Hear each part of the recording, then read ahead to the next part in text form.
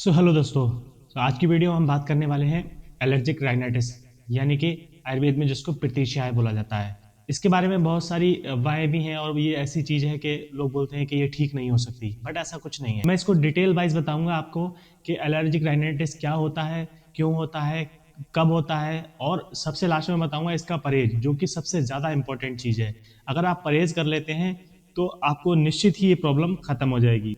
Allergic rhinitis जो है वो आईजीई मीडिएटेड एलर्जिक रिएक्शन है जो नाक की म्यूकोसा में होता है। इसके कई सारे सिम्टम्स होते हैं। यहाँ मैं आपको कुछ सिम्टम्स बताता हूँ। अगर आपको भी ये सिम्टम्स हैं तो हो सकता है कि आपको भी ये प्रॉब्लम हो।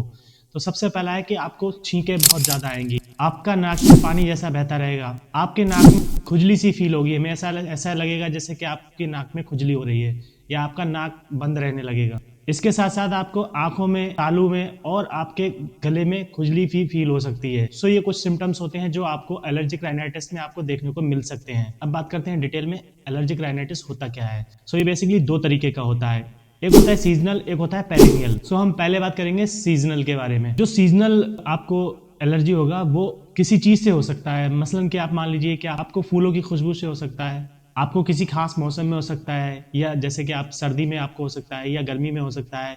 ये सीजनल होता है और ये आपको परमानेंट नहीं रहता है। कम लोगों को पता होगा कि उनको भी ये प्रॉब्लम है, क्योंकि ये सीजनल होता है तो लोगों को लगता है कि नॉर्मली सर्दी हुआ है और ये ठीक हो जाएगा। अब बात करते हैं नंबर 2 की। ये होता है पेरेनियल। इसके सिम्टम्स जो हैं आपको साल भर दिखाई देते रहते हैं, बट आप इसको इग्नोर करके छोड़ देते हैं। पेरिनियल के कुछ सिम्टम्स मैं आपको बताता हूं। अगर आपको ये है तो आपको निश्चित रूप से हो सकता है कि आपको एलर्जिक राइनाइटिस फील होता हो। अब बात करते हैं पेरिनियल के मुख्य कारणों के बारे में, किन कॉजेस की वजह से ये हो सकता है। सबसे पहले बात करते हैं, बहुत ज्यादा चांसेस है कि आपको धूल मिट्टी की वजह से हो सकता है। आपके घर की डस्टिंग हो रही हो, उससे धूल या कीड़े वगैरह निकल रहे हो, उससे आपको प्रॉब्लम हो सकती है। या फिर आपके घर के आसपास या कहीं पे भी कीड़ों का कोई मलबा वलबा है, उससे आपको प्रॉब्लम हो सकती है।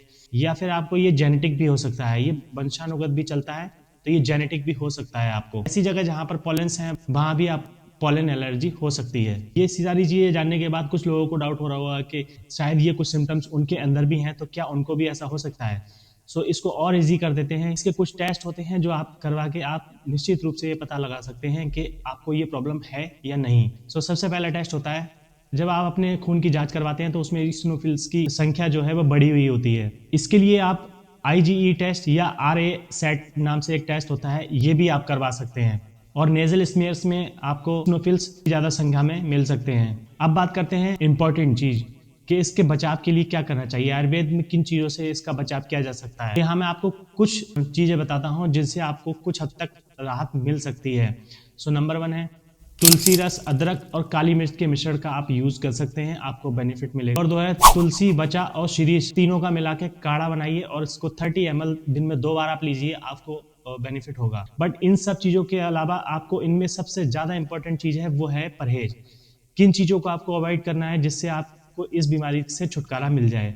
सबसे पहले अगर हम बात करेंगे तो वो कौन सी चीजें होंगी। एलर्जिक राइनाइटिस की परेशानी को दूर करने के लिए मैं आपको कुछ ऐसी चीजें बताने वाला हूं जिसको आपको कंप्लीटली अवॉइड करना है या उससे कुछ हद तक बचाव करना है। आपको बहुत बेहतरीन रिजल्ट देखने को मिलेंगे। सबसे पहले है ठंडी चीजें, धूल, धुआं, आइसक्रीम, ठंडी हवा। इन चीजों से आपको बचना चाहिए, क्योंकि जैसे ही आप इन चीजों के कांटेक्ट में आते हैं आपको प्रॉब्लम होना स्टार्ट हो जाएगी। आप ऐसे वातावरण में, जिस जगह पे धूप पड़ रही हो, स्वच्छ वातावरण हो, धूल या उसके कण मौजूद ना हो। पीने के लिए आप गुनगुना पानी यूज करिए और रेगुलर स्नान कीजिए, अनुलोम विलोम कीजिए। ये सबसे ज्यादा और बेहतरीन एक्सरसाइज है जो आपको करनी चाहिए, आपको बहुत ज्यादा अच्छा रिजल्ट देगी। अगर आपको अनुलोम विलोम के बारे में नहीं पता है तो आप कमेंट करके बताइए, मैं आपको बताऊंगा प्रॉपर एक वीडियो बना करके अनुलोम विलोम कैसे किया जाता है। सबसे इंपॉर्टेंट चीज है कि आप जब भी घर से बाहर जा रहे हैं तो आप एक मास्क का प्रयोग करें, मास्क लगाएं। क्योंकि बाहर जो रोड साइड में आपके डस्ट के पार्टिकल्स जो हवा में घूम रहे होते हैं, आपको दिख नहीं रहे होते हैं, बट वो आपके नोज के थ्रू आपके अंदर जाते हैं, जिससे आपको प्रॉब्लम क्रिएट होती है।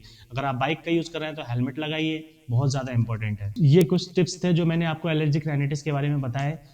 आयुर्वेद को अपनाकर आप अपने जीवन में एलर्जिक राइनाइटिस को कंप्लीटली एक तरीके से रोक सकते हैं। बट ये तभी पॉसिबल होगा जब आप परहेज करेंगे और उसके साथ आयुर्वेद का कंप्लीट अनुसरण करेंगे। वीडियो अच्छा लगा है तो प्लीज लाइक जरूर करें, हमारे चैनल को अभी सब्सक्राइब या फॉलो करें। Thank you so much.